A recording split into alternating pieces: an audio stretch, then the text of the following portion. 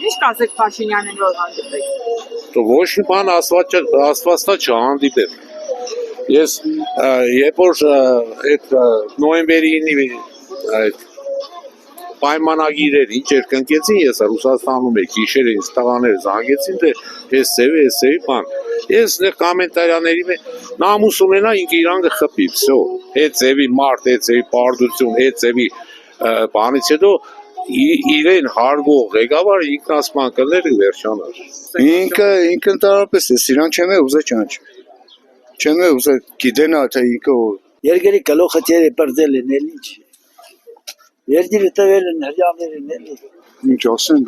սա դա խոսին ինչ կարաս ասել։ Ինչ է, իր խոստումածները ինքը չկատարեց։ Ինչ որ ինքը ասել էր Ղարաբաղը մերն է, այդ խոսքերն ու մնաց։ Ամոթ հնկ կտա։